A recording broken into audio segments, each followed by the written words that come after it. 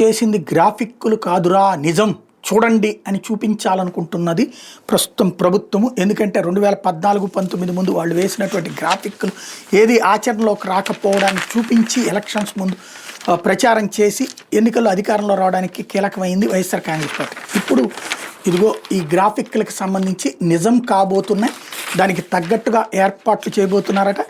తాజాగా రాస్తున్నటువంటిది ఈనాడు రాస్తున్నటువంటి వాతావరణం. 1575 ఎకరాల్లో విస్తరించిన ఏజీసీలో ప్రభుత్వం భవనాల సముదాయాలు రాబోతున్నాయట. శాసనసభ, సచివాలయం, హైకోర్టు, రాజ్భవన్, ముఖ్యమంత్రి, ఎమ్మెల్యేలు, ఎమ్మెల్సీలు, న్యాయమూర్తులు, అఖిల భారత సర్వీస్ అధికారులు, ప్రభుత్వ ఉద్యోగులు నివాస సముదాయాలు కూడా ఇందులో భాగంగానే ఉంటాయంట. న్యాయమూర్తులు, మంత్రులు, కార్యదర్శుల బంగళాలు కూడా అక్కడే ఉంటాయట. కృష్ణానది ఒడ్డును నిర్మిస్తున్న రాజధానిలో అమరావతి ప్రభుత్వ సముదాయం మధ్యలో ఉద్యానవనాలు కడతారట. కాలువలు కూడా ఉంటాయట అక్కడే.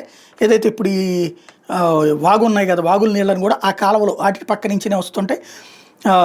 దానికి సంబంధించిన నమూనాలు సిద్ధం చేయాలని అధికారులు భావిస్తున్నారట.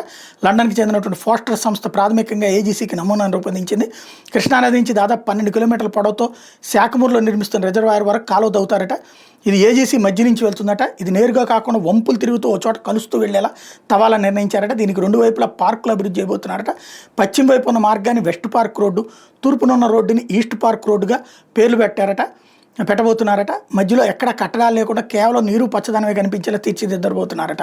తొలుత పోస్టర్ సంస్థ సిద్ధం చేసిన నమూనాని ఇక్కడ అవసరాలకు తగ్గట్టుగా తిరిగి తయారు చేసేందుకు ఆసక్తి వ్యక్తీకరణ బిడ్లు ఆహ్వానించేందుకు సిఆర్డీఏ సన్నాహాలు చేస్తుందట.